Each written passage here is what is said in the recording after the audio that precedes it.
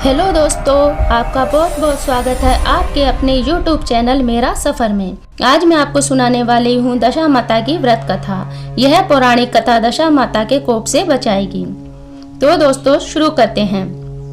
एक समय की बात है, राजा नल और रानी दमयंती सुखपूर्वक राज करते थे। उनके 2 पुत्र थे।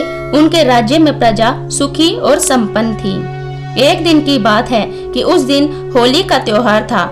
रानी के कपड़े धोबन धोकर लाई तो वो गलती से बदल गए थे। रानी ने सोचा, इतना धनी कौन है जो मेरे जैसे ही कपड़े पहनती है, उसे मैं अपनी सहेली बनाऊंगी। रानी ने इस बारे में धोबन से पूछा तो धोबन ने कहा, रानी जी, भील की भीलनी वैसे ही कपड़े पहनती है जैसे आप पहनती हैं। रानी ने उसे अपनी सहेली बना लिया। एक बार भील के कान में फोड़ा हो गया था। बहुत इलाज करवाया पर ठीक नहीं हुआ। भीलनी को किसी ने बताया कि अगर दशा माता का डोरा कोई लेता है तो उस डोरे को धोकर उसका पानी भील को पिला दो तो भील ठीक हो जाएगा। तो भीलनी को याद आया कि रानी दशा माता का डोरा लेती है। उसने सोचा वह रानी से डोरा मांगकर लाएगी। इधर होली के दूसरे दिन धुलंडी को रानी ने दशा माता का डोरा लिया। कुछ दिनों के बाद राजा नल ने दमयंती के गले में डोरा बंधा हुआ देखा। राजा ने पूछा, इतने सोने के गहने पहनने के बावजूद भी यह पीला डोरा क्यों पहना है?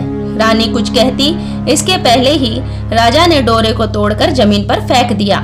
रानी ने उस डोरे को जमीन से उठाया और राजा से कहा, यह तो दशा माता का डोरा था, आपने मान करके अच्छा नहीं किया।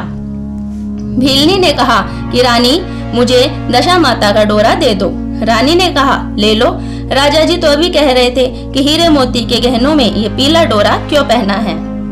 अब तो रोज रात को राजा को सपने में दशा माता श्रृंगार किए हुए औरत के रूप में आती और राजा से कहती, हे राजा, मैं तेरे से चली और फटे पुराने कपड़े पहने हुए एक आदमी आता और दिखाई देता और कहता, राजा मैं तेरे आया। राजा बहुत परेशान रहता था। एक दिन रानी ने पूछा, राजा जी, आप सूख सूख कर दुबले क्यों हुए जा रहे हो? तो राजा ने कहा, क्या बताऊं रानी, हर रोज मुझे एक ही सपना आता है जिसमें श्रृंगार किए हुए एक औरत दिखाई देती है जो कहती है, राजा मैं तेरे से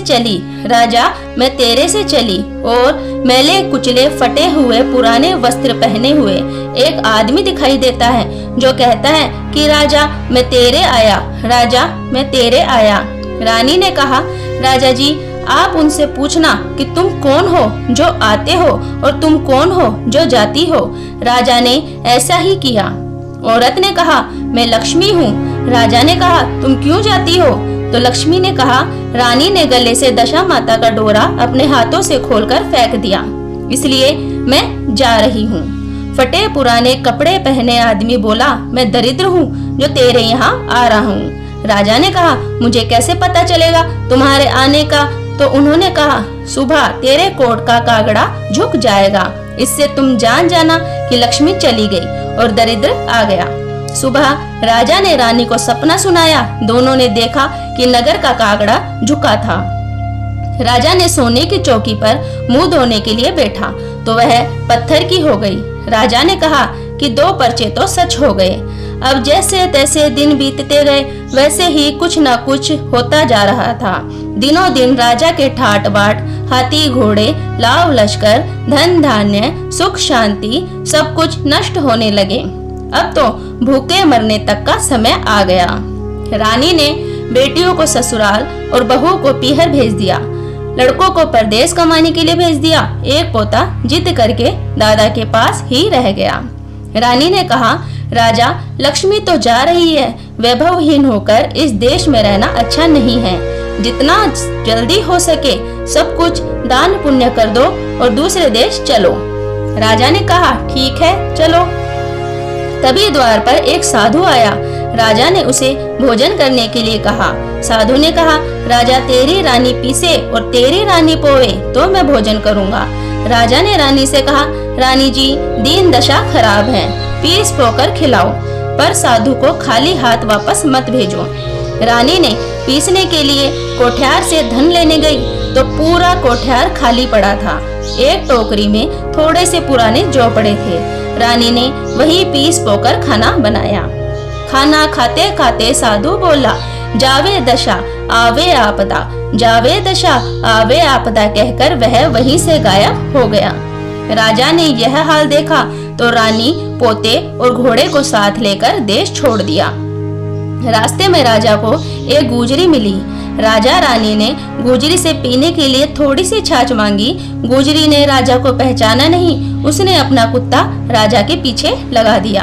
वे जैसे तैसे बचकर आगे बढ़े। रास्ते में उन्हें बेर का पेड़ मिला।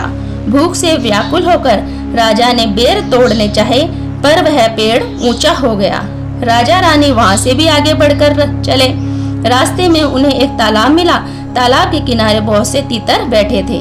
राजा ने 2 तीतर मारकर रानी को दिए और कहा, रानी तुम इन्हें पकाओ, मैं नहाकर आता हूँ। राजा ने घोड़े और पोते को साथ लिया और नहाने चला गया। वहाँ घोड़ा और पोता तालाब में डूब गए। इधर रानी ने एक मिट्टी की हांडी में तीतर पका लिए, लेकिन पके हुए तीतर ही उड़ गए। जब राजा आया तो उसने पूछा, रानी तीतर पका लिए? तो रानी ने कहा कि वो तो उड़ गए। रानी ने पोते और घोड़े के बारे में पूछा तो राजा ने कहा कि वो दोनों नदी में डूब गए।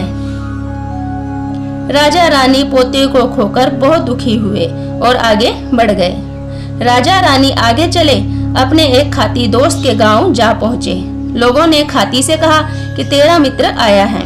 खाती ने पूछा, कैसा भेष बनाया है? लोगों ने कहा, फटे हाल आया है। खाती ने कहा, पुराने घर में पहुंचा दो। वहां खाती के औजार पड़े थे। उन्हें दीवार पर बनी हंसनी खा गई। राजा ने यह हाल देखा तो रानी से कहा, यहाँ से चलो, यहाँ तो चोरी का आरोप लग गया। फिर राजा अपने दोस्त के राज्य में पहुंचा। दोस्त को खबर भिजवाई गई। राजा को पहरेदारों ने कहा, आपका दोस्त आया है।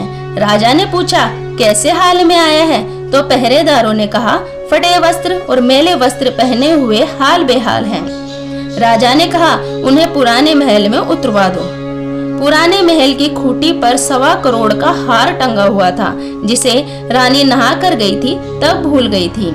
उसे दीवार पर बने चित्र मोरनी निगल गई।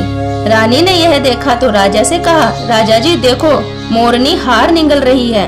अपनी दशा खराब है, अपना चोरी का नाम आएगा। यहाँ से भी चलो। आगे चलने पर राजा नल की बहन का गांव आया। राजा ने बहन के घर खबर पहुंचवाई कि तुम्हारा भाई भौजाई आए हुए हैं। खबर देने वाले से बहन ने पूछा, कैसे हाल चाल में आए हैं? वह बोला, दोनों अकेले हैं, पैदल ही आए हैं तथा दुखी हाल में हैं। इतनी बात सुनकर बहन थाली में 36 तरह के पकवान रखकर भैया भाभी से मिलने आई। भाई ने रुमाल हटाया तो देखा कि कंकड़ पत्थर भरे हुए थे, तो उन्होंने वही खड्डा खोदकर उन्हें गाड़ दिए और आगे बढ़ चले। चलते चलते राजा और रानी एक बाग में पहुंचे। वहां सारा बाग सूखा पड़ा हुआ था। राजा रानी वहीं बेहोश होकर गिर पड़े। सुबह जब मालिन आई तो देखा कि पूरा बाग हरा भरा हो गया है। वह बहुत खुश हुई। उसने सोचा कि हमारे बाग में ऐसा कौन भाग्यवान आया है जिसके भाग से हमारा बाग हरा भरा हो गया। उसने बाग में पड़े राजा रानी को देखा तो उन्हें वह ले आई और उन्हें नहला धुलाकर खाना खिलाया और उन्हें धर्म का भाई भौजाई बना लिया। राजा रानी बाग में काम करने लगे। रानी ने मालन से कहा कि मैं 4 काम नहीं करूंगी, झाड़ू बर्तन नहीं करूंगी, दिया जलाने तथा सेज बिछाने का काम भी नहीं करूंगी। होली के दूसरे दिन धुलंडी थी। राजा बाग में पानी लेने के लिए कुएं से पानी निकाल रहा था तो पानी के साथ कभी हल्दी की गांठ आती, कभी कुकड़ी या फिर जौ की डंगी आती। राजा उन्हें निकाल कर फेंक रहा था। रानी ने पूछा, राजा जी क्या फेंक रहे हो? राजा ने कहा, रानी कभी हल्दी की गांठ आती है तो कभी कुकड़ी आती है, उन्हें ही फेंक रहा हूँ। रानी ने कहा, राजा जी आपने दशा माता का डोरा फेंक दिया था, इसी से ऐसा हो रहा है। आप बोल दो, हे दशा माता तू मेरे साथ और साथ 14 पीढ़ियों तक रहे तो अब की बार हल्दी की गांठ मत आना। राजा ने बोल दिया, हे दशा माता तू हमारे साथ और साथ 14 पीढ़ियों तक रहती हो तो ही हल्दी कुकड़ी की डंगी आना, नहीं तो मत आना। कुकड़ी, हल्दी और जौ की डंगी फिर भी आ गई। राजा रानी ने वही कुएं की पाल पर बैठकर डोरा लिया और कथा सुनी। बैसाख में आखा तीज का दिन आया। दशा माता का डोरा खोलने का दिन था। पूजा के लिए बया निकालने के लिए हलवा बनाना था। रानी ने मालन से कहा, भाई जी थोड़े से गेहूं दे दो तो मैं पीस लूं। बया निकालने के लिए हलवा बनाना है। मालन ने गेहूं दिए। रानी पीसने बैठी तो चाकी से ढेर सारा आटा निकलने लगा। रानी ने कहा, माता धीरे धीरे आना, नहीं तो मालन सोचेगी कि मैंने आटा चुरा लिया। फिर रानी ने मालन से घी मांगा तो मालन ने कहा, भाभी मैंने तो कल ही बेचा है, पहले क्यों नहीं कहा। रानी ने कहा, भाई जी बर्तन से पोंछकर जरा सा ही दे दो। मालन ने कहा, जाकर देख लो, बर्तन में हो तो ले लो। रानी ने जाकर देखा तो सब बर्तन घी से भरे हुए थे। रानी ने कहा, भाई जी थोड़े से घी के लिए आपने झूठ बोल दिया। मालन ने कहा, बर्तन तो खाली थे भाभी, तुम्हारे ही भाग्य से मिला है, ले लो। फिर रानी ने कहा, भाई जी थोड़े से फूल तोड़कर बेचाऊं, बया निकालने के लिए पैसे चाहिए। मालन ने कहा, ले जाओ। रानी फूल बेचने गई तो शहर के राजा की रानी ने सोने का टक्का देकर फूल खरीद लिए। सोने के टक्के और थाली भरकर बया निकालकर मालन को दिया तो मालन ने कहा, ये बया तो राजा रानी का सा है, आप लोग कौन हो। रानी ने कहा, हम तो विपत्ति के मारे हैं, बस यही जान लो। एक शहर में राजा की लड़की का स्वयंवर हो रहा था। राजा नल वहां पर गया। राजकुमारी ने राजा नल के गले में माला पहनाई। यह तो माली का नौकर है। तो दोबारा राजकुमारी ने फिर से उसी के गले में माला डाल दी। सबने कहा, राजकुमारी तो फिर से भूल गई है। सबने कहा, एक बार फिर से करो। इस बार राजा को उपलों में चुनवा दिया गया। राजकुमारी ने सब राजकुमारों को छोड़कर फिर से राजा नल के गले में ही माला डाल दी। राजकुमारी के पिता ने कहा कि जो शेर का शिकार करेगा उसी के साथ राजकुमारी की शादी होगी, और राजा नल को एक लंगड़ा घोड़ा और एक जंग लगी तलवार दे दी। राजा नल ने फिर शेर का शिकार कर लिया और उसके खास खास अंग काटकर थैले में भरकर पेड़ पर टांग दिया। अब राजकुमार शिकार से लौटकर आए तो कोई भी शेर का शिकार नहीं कर पाया। राजा ने कहा, माली के नौकर को ढूंढकर लाओ, कहीं उसी ने तो शेर का शिकार नहीं कर लिया। नौकर बुलाने गए तो देखा राजा नल पेड़ के नीचे सो रहा था। नौकर बोले, ए माली के नौकर, तुझे राजा जी बुला रहे हैं। तो राजा नल ने कहा, मैं नहीं आऊंगा, राजा राणा की रीत से लेने आएंगे तभी आऊंगा। हाथी घोड़ा पालकी लेकर आदर से लेने आओ, और यह लो थैला अपने राजा को ले जाकर दे देना, यह शेर का शिकार किया हुआ है। राजा को आदर के साथ लाया गया और राजकुमारी की शादी राजा कर दी गई। एक दिन राजा ने अपनी छत पर खड़ा हुआ था कि बिजली चमकी तो राजा ने कहा, चमक बिजली मेरे देश। रानी ने कहा, राजा जी अपना भी देश है क्या। राजा ने कहा, तेरे बाप का तो एक ही गांव है, मैं 7 गांव का राजा हूँ। रानी ने कहा, राजा जी अब तो अपने गांव चलेंगे। सुबह राजकुमारी अपनी भाई भाभीओं के पास गई और कहा, भाभीओ तुम रोज बोलती थी ना कि पेट से तो निकल गई लेकिन हांडी से नहीं निकलती। आज मैं अपने घर जा रही हूँ, मेरा पति 7 गांव का राजा है। भाभीओं ने कहा, यह तो बहुत अच्छी बात है भाई जी, तुम्हारे बचपन में एक ज्योतिषी ने कहा था कि राजा नल में विपत्ति पड़ेगी तब वह तुम्हारी लड़की से ब्याह करेगा। राजा ने अपने सुख दुख की रानियों को साथ लिया। मालन को बहुत सा धन दिया। जब उन्हें मालूम हुआ कि वह तो राजा रानी थे तो क्षमा मांगने लगे। तो राजा ने कहा, तुमने तो हमारे दुख के दिन निकलवाए हैं, तुम हमारी धर्म की बहन हो, तुम्हारे लड़के लड़की की शादी में हमें बुलाना, हम मायरा भरेंगे। अपने दोनों रानियों को साथ लेकर राजा नल लौट चला। रास्ते में उसने अपनी बहन के शहर गया। बहन को खबर भिजवाई गई। बहन ने पूछा, कैसे हाल में है। खबरिये ने कहा, बहुत ही अच्छे हाल में है, हाथी घोड़े लवाजमा साथ में। बहन कहने लगी, उन्हें आदर से मेरी हवेली में लेकर आओ। राजा नल ने कहा कि हम तो उसी पेड़ के नीचे उतरेंगे। बहन 36 प्रकार का भोजन बनाकर थाली भरकर लाई। भाभी ने थाल से कपड़ा हटाकर बोली, जब हम विपत्ति में थे तब आप कंकड़ पत्थर भरकर लाई थी।